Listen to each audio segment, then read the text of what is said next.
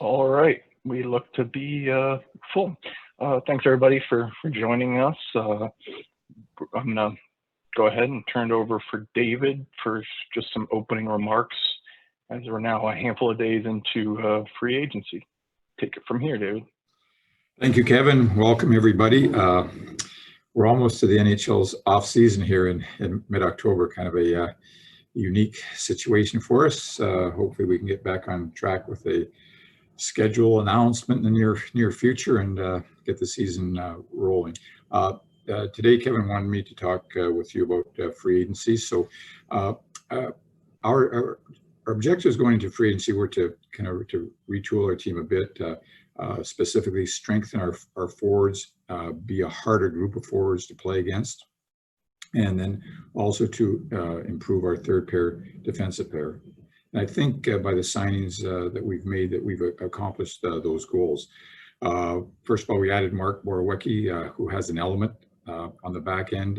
I think that's something we've been lacking the past couple of seasons. He adds a level of grit and physicality that we need to get back to playing, to a new standard, if you will, in that type of area of the game of physicality and grit. In addition, it's pretty obvious in watching him play and then having some conversations with him this past week that he's going to bring a lot of veteran leadership to our hockey club.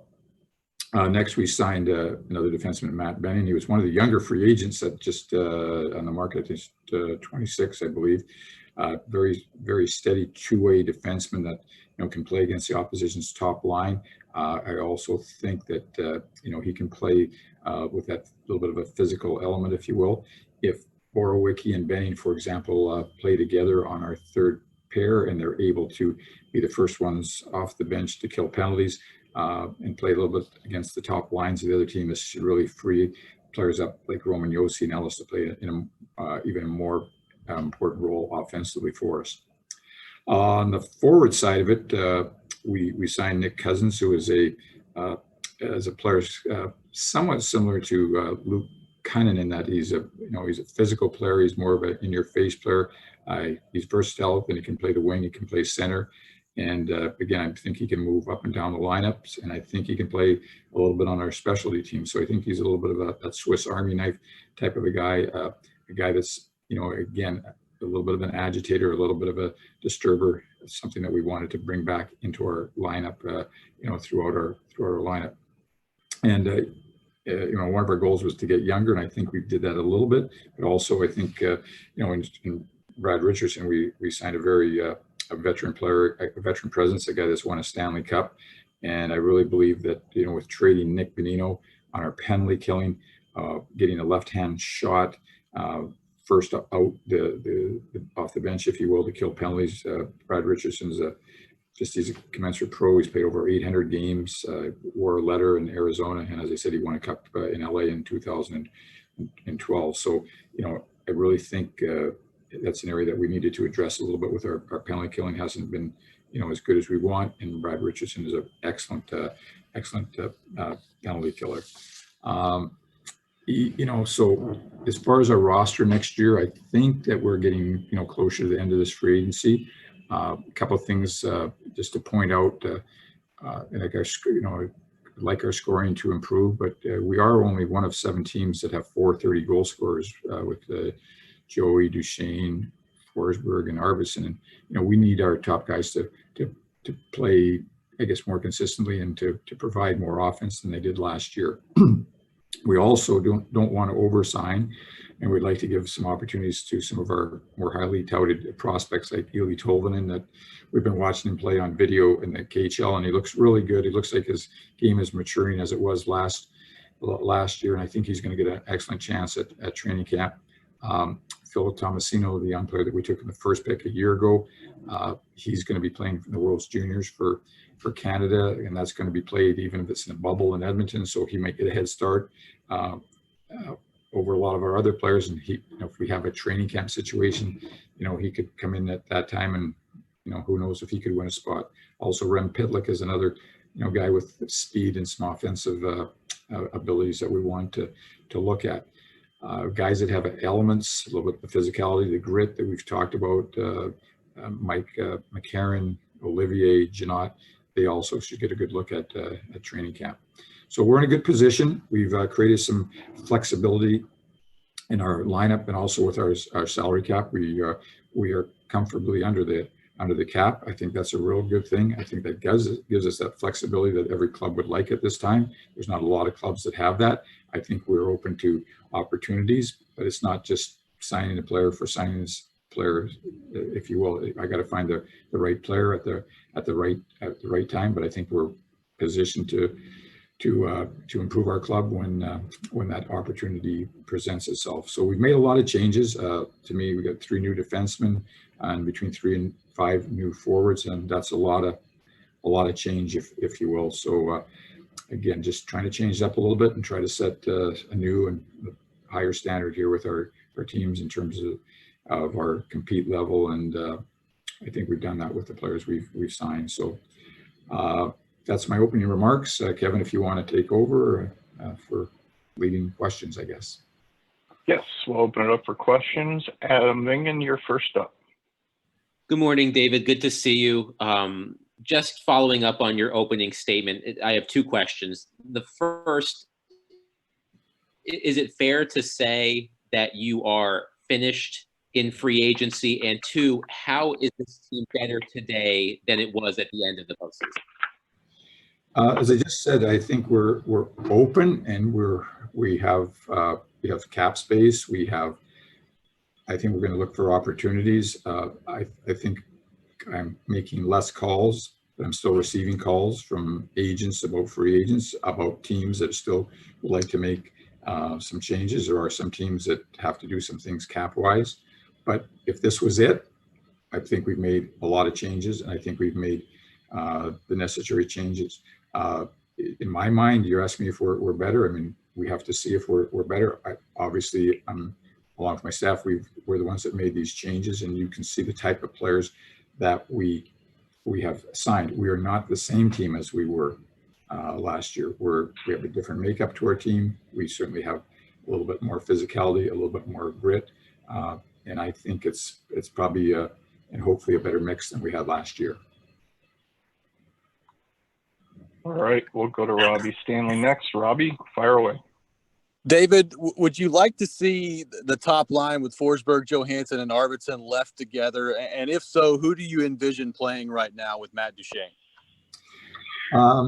I think we got to try once again to get the best 2 lines that we can get. And just talking with John a little bit, I think that most people think that we should give Luke Cunnin the best chance to be playing with Matt Duchene, with the thought process, as you stated, to keeping Forsberg, Johansson, and Arvidsson as a line. And then I think you have lots of candidates to play on that second line. You have the obvious choice in my mind, at least in the long run, and that would be Tolvanen. A goal scorer, very, very dangerous player.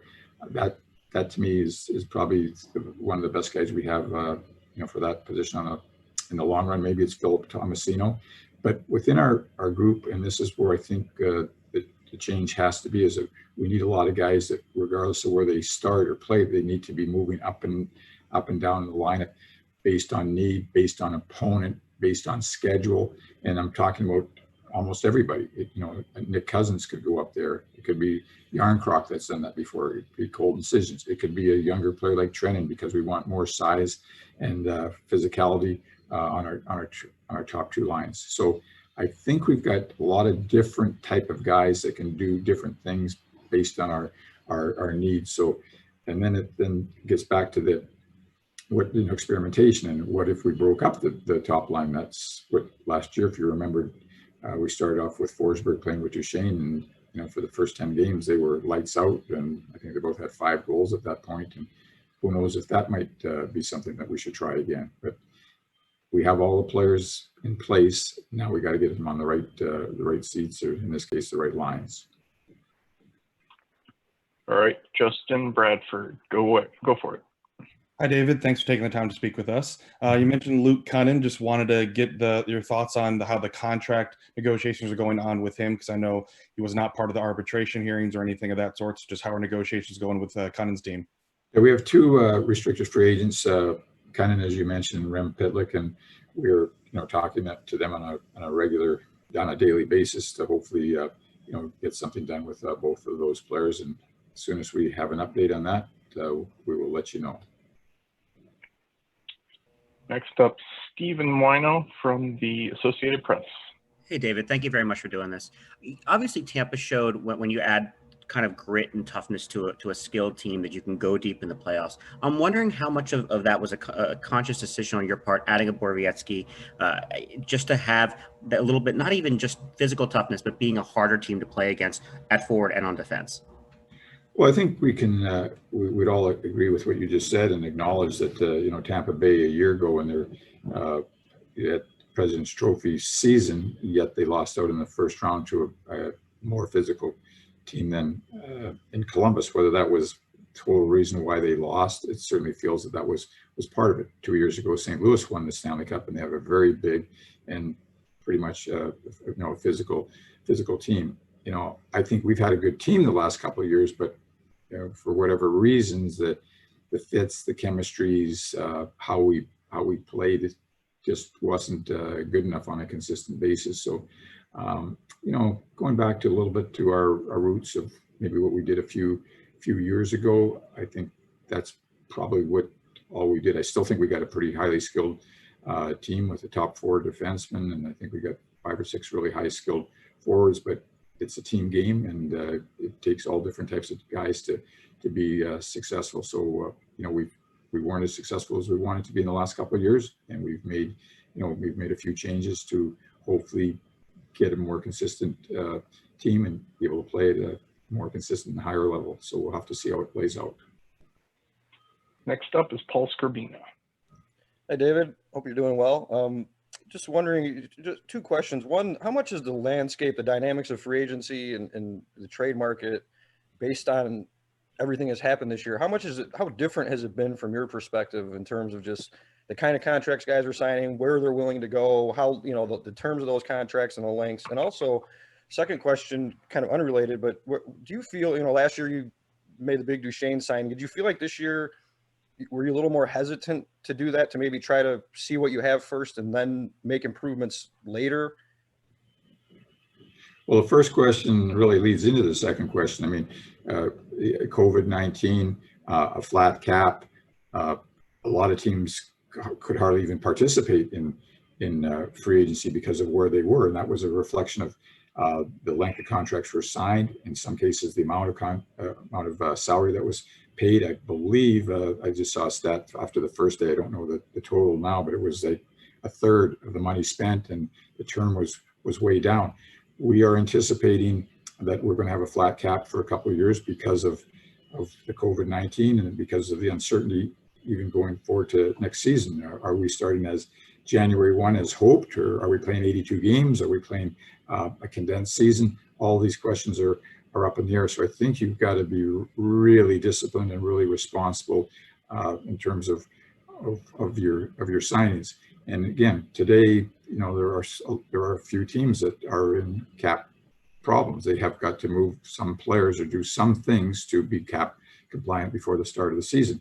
We find ourselves in a pretty good position here, as I said in my opening remarks, to be under the cap and have some flexibility. So I do think we have a pretty talented hockey club, and the players that we signed were not necessarily the first line players or guys that demand the most money, but they were a certain type of player that I think would fit into our team and thus fit into our salary structure. So it is different for sure, Paul, this year with the flat cap and the uncertainty going forward.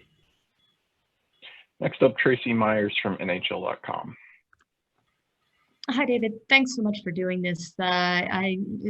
Some people don't like to speak to this. I don't know if you would want to comment as far as Taylor Hall, how many discussions you did have with him, and the nature of the discussions you did have, if there were any.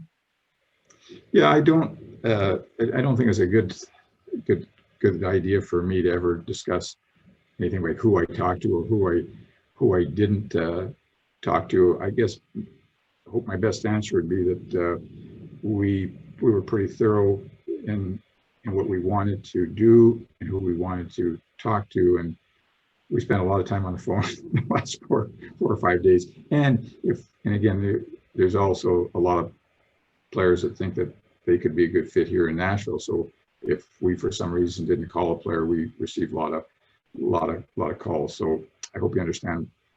I don't think it serves me a good purpose to say I talked to somebody and it didn't happen or what have you. So I hope you can respect that. Brooks Bratton, you're up next. Hi, David. Good morning. Between the draft, free agency, trades, buyouts, there's just been a lot of movement recently. I think it's 9 players that have moved on in different ways lately. I'm just wondering how you view it all. I know that you said you wanted to make changes this off season, but that's a lot, maybe more so than in recent memory. I'm just wondering if you could kind of give an overview of how you feel the last week and a half has gone.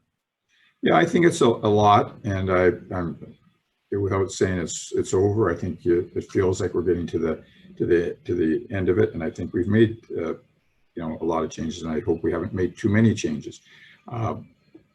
But this is what we've done. I know as a staff, we talked yesterday, and we kind of went over things not only with our scouts but our coaches in terms of what we think we did, sort of a review, if you will. And I think we feel like we're in a good place. I mean, I'll just go over it again. On defense, we wanted to change our third pairing, and we did that. And I think to a man, we feel that we got that physicality, and we're different. And I think, with all due respect, I think we're better with our third pair. On the forwards, we're looking for that written physicality. We're looking for those drivers on every line. So I think I've given Coach Hines a chance to put Cousins on one line, Cunnin on a different line, Brad Richardson on a different line, and they all are kind of those drivers. They all have a little physical element. They're all got something different than the people that we had last year. So all in all, I feel that we're in a good place. But as we know, we haven't played any games, and the proof is in the pudding. But I think we're in a good spot right now, and I hope our players feel that we've improved the team. And my expectations, not only for these guys, but especially the core of our team, is that they have better years than they had last year. I mean, that's got to be part of the improvement of our team. Sean Smith on the Fortune. Hey, David. Thanks for talking to us today. With a lot of the uncertainty going on, especially at the junior levels, I know I'd asked you this before, and I've started to see that a few players have been loaned out to the KHL. I'm curious if there are any plans to send any more players from the prospect realm of the organization over, such as Evangelista or Prokop. Wish I had a crystal ball on that. I mean, we talk about it. A lot of teams, in terms of timing now, don't want to take any more players. When we say we have to have them back, and again, the 2 players you mentioned from junior, they would not be allowed to go over there unless they could come back to play junior. So that's a little bit of a tough thing to do. I mean, you might have noticed that there's some players that a certain team that's gone over there. Well, they're just gone over there to practice and maybe play in exhibition games, so they're not really going to get to play in games. There's not an exact answer to that. Yes, my gut tells me I wish we had more players playing right now, but I think with younger guys, you can have growth in a lot of different areas, not only in games, but from your physical development and practice. But the sooner we get to play, I think that would be the best answer. So I think we'll continue to work on things, and when we get a little bit more information as to whether these leagues are going to, like Quebec League, if it starts up, or the OHL, and then specifically how the NHL and the AHL, when we're going to start, if we get a schedule, and that will probably lead me to a direction of what we do with our younger players. All right, we'll go back to Adam. David, as you mentioned before, you do find yourself in an enviable position among your other general managers in terms of the cap space that you currently have. I know that teams have used that cap space as an asset to acquire pieces, either current or future. Do you have an appetite for using your cap space as an asset to acquire pieces like that? I have an appetite to improve our club whenever we have a chance to improve our club.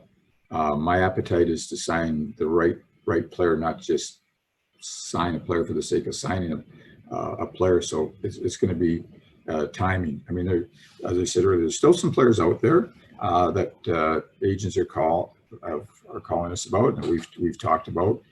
There's also teams that are calling because they want to make a deal, a hockey deal. There's other teams are calling because they're in cap problem, that they're not compliant. So there's still a lot of things out there.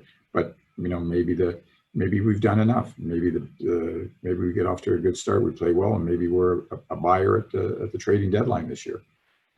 All I know is I have the flexibility with the space available. So when the opportunity presents itself, we have a chance to do a good thing to improve our hockey club. All right, back to Robbie Stanley. David, we've seen Ryan Johansson at times be the most dominant player on the ice in the playoffs offensively. I realize that's harder to do in an 82-game season every single night, but how do you guys as an organization go about bringing that type of play out of him more consistently in the regular season?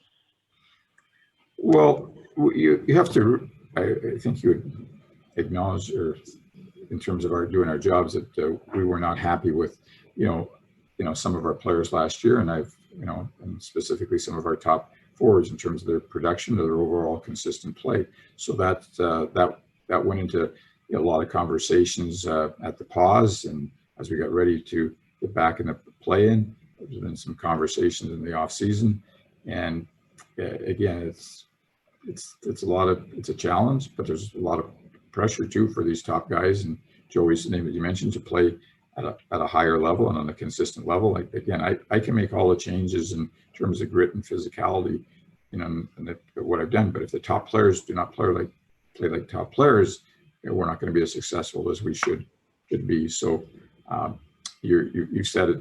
I mean, Joey's very talented. Some nights he can be the best player. He needs to do that on a more regular basis, and that's what we've asked him to do. And I was very happy with his play in the play-in. He seemed to be really, really determined, really consistent. I thought he and his line mates totally outplayed Arizona in terms of their dominance when they were on the ice. And if we can get that first line production and effort and determination and compete like we got in the play-in all year long, I think we'll stop talking about this. All right, Justin Bradford, you are up next. David, it's still a lot of uncertainty going into next season, as we still don't know an actual start date, and different dates keep getting floated around and everything. And players are now looking at the off-season plan, able to participate in small group training and things like that. So just wanted to know what the plan is for the organization in terms of what they're encouraging and expecting out of the players during the off-season, knowing that there isn't an actual date set for the start of the next season. Yeah, this is a problem for every team in the league. Having said that, most of our players I'd say we have about half of our guys here in Nashville now, and they've been working out on their own. And most guys are coming back. It's winter in Canada. It's going to be winter in Europe, and I think it's a good sign that most guys want to come back. It's to me, it's like the unfinished business. The idea that guys want to get together with their teammates, but like I say, there's different situations where it doesn't make sense for a player to come back because of what his situation is personally, or what he can do, say ice time and workout wise, where he's at. So it's a little bit of a mixed bag. As always, as soon as we get a little bit more direction from the league as to firm dates, I think you'll see a quick situation where everybody comes to Nashville. But all in all, I think our players we got a lot of guys here, and we've touched base with all of them, so we know what they're doing, we know where they are, what their thought process is when they're coming here, and we think we're in a good position. All right, Paul Scorbina, we'll head back to you. David, just kind of going a little back a little bit to Robbie's question. We've talked a lot about the performance of the top guys. How much did that factor in was that a little bit of a wild card for you, knowing that maybe you can bank on, hey, these guys get better next year. We don't have to really make a humongous move to the, or big splash to get better, but rather just get better with what we already have, knowing that these guys can perform a lot better than they did last year. Yeah, I mean, I feel like I said it a couple of times. I mean, it's another cliche, but you always win with your best players being your best players. And at different times last year, that was not the case. So, like I say, we maybe taken a little bit of step back from the most skillful lineup we've ever had to more of a balance between the will and the skill and the types of players that we've signed in this off season. But as I said before, like if just on a statistical standpoint, our top 5 or 6 forwards last year all had down years in terms of what would be an average or normal season for them. And I've never been part of something like that. And having said, after that, we were still pretty competitive. Just imagine if we could have 4 or 5 players that either equal their norm, or a couple of guys that have career years. It's a whole different feeling that we're going to have about our team and individuals, and for me it's going to be a whole different result. All right, we'll go back to Stephen Wino. David, understanding all the uncertainty, and even the league probably doesn't know what divisions or the schedule are going to look like, I'm curious your thoughts on possibly kind of playing in a different division, and how having 2 great goaltenders like you have could help when you have potentially a very condensed schedule. Yeah, I've heard all the things that have been kind of written about, talked about, from the 82 game schedule, which would be normal, to going back in a bubble, to different divisions. We don't know any of that at all for sure. But it starts with me is, let's get the season started. I'm up for however it looks, whatever the league and the PA think is the best way to get us back playing, whether it's with fans, some fans, no fans, being on TV, being relevant, if you will, whatever it takes to get this season going and get it in place. I mean, I'm sure I'm saying the same thing that you're all feeling too, is that knock on wood, that we hopefully are going to get healthy sooner than later and get back to normal sooner than later. But I want hockey to be part of it during this process. So a lot of unanswered questions as they say, on and off the ice, for not only the Nashville Predators, but for you and your lives and what you do. So we're all kind of doing this together, but we're planning as best we can as a team, meaning the Nashville Predators, to be ready to go whenever they say it's time for training camp. And I just repeat again, whatever it looks like to me, I'm all open. I know it'll be well thought out, and I know the NHL, like they did with the playoffs and play-in in the bubble, they'll do a great job, and we'll have a great season. And I just don't know what it's going to look like right now. All right. Looks like the last raised hand we have is Adam Vingen. Go for it, Adam. Yes. Last but not least, David, what was the impetus behind trading Austin Watson, seeing as he is the kind of player, or he is similar to the kind of player, rather, that you have acquired so far this offseason? Yeah, it just that's fair to think that could be a contradiction. But we just felt in our own evaluations, and Waddy's been kind of a little bit in and out of the lineup, both under Peter Lavalette and John Hines. And I think he was maybe a little bit stuck in where he was at. I think that by moving him, that obviously we try somebody else, so that's another change. And we have younger guys that we think can replace Waddy, and Janot or Olivier McCarron, bring those type of elements to his game. And I really think, kind of, I guess, my personal situation, it wouldn't have been great to have Waddy it wasn't perfect when he was not dressing all the time, because he felt he could play or what have you, and that gets old for the player and it gets old for the team. And I think we feel by allowing him to go to Ottawa, where he actually played for the coach DJ Smith, and they don't have that element. They need that element. That this probably gives Waddy the best chance for his career to take off. So it was it was a tough decision, because again, that he did represent, as you just said, that physical element that we were trying to put more into our lineup. But we think we have that covered with these other guys, and hope that that works out good for us, and we certainly hope it works out good for Waddy and Ottawa. All right, I don't see any more raised hands. So David, thanks for joining us. Thank all you and your questions, and have a good rest of the day. We'll